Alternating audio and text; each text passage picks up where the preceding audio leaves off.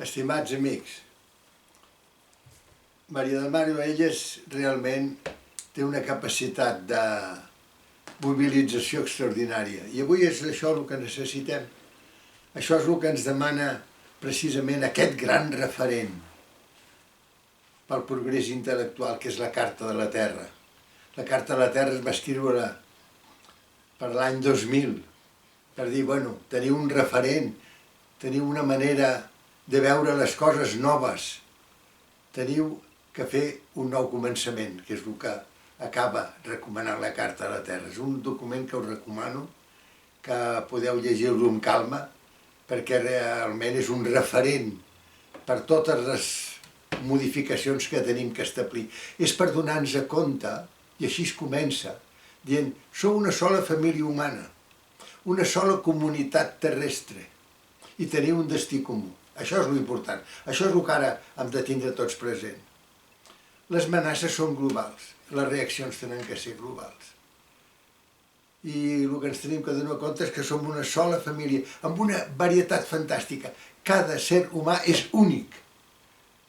La unicitat, però al mateix temps d'aquesta gran diversitat ens tenim que anar tots plegats, tots plegats.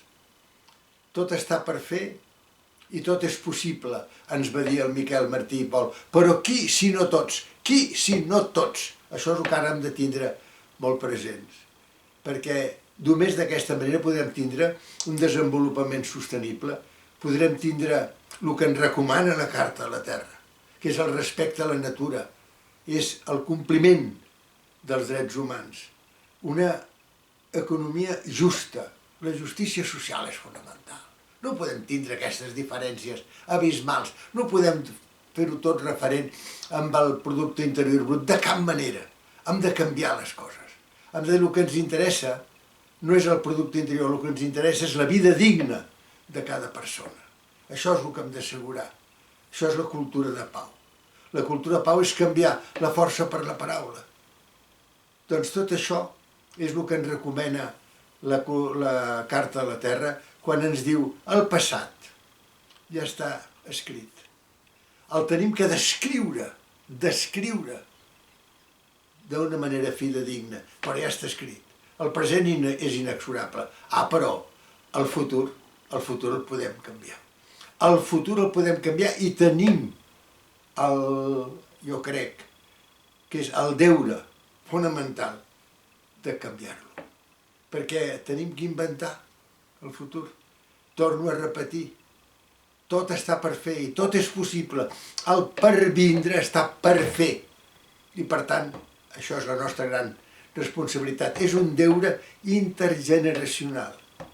Perquè tenim que pensar en les generacions que venen en pau de la nostra i que no es poden trobar amb una terra, amb una habitabilitat irreversiblement deteriorada. L'irreversible. Aquesta és una altra paraula que hem de tindre tots presents cada dia. Avui hi ha una part dels processos que s'estan produint que són irreversibles. Ja ho veieu el que està passant amb l'Àrtic. Fa molts anys que s'està dient, fa molts anys, des de l'any 47 ja la UNESCO deia ojo que no pot ser els oceans, no pot ser el que estem fent.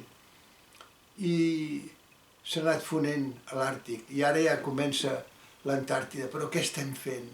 Però com pot ser que no ens donem compte que el món no pot només estar mirant a un 5% dels seus habitants i tots els altres? Ja ho veiem, tanta gent que es mor de fam, que cada dia es gasten més de 4.000 milions de dòlars amb gastos militars i amb armament.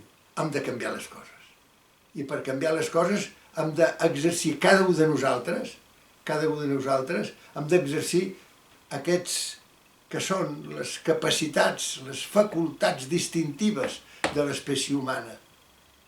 La capacitat de pensar, d'imaginar, d'anticipar-nos, d'innovar, de crear. Cada ser humà és un creador, cada ser humà pot, doncs. I això és l'educació real. Amb tota llibertat, amb tota responsabilitat, cada ser humà pot fer el disseny del seu propi futur. Per tot això, la Carta de la Terra és un referent fonamental. hem de fer aquest nou començament. Sí, tots plegats podem canviar les coses.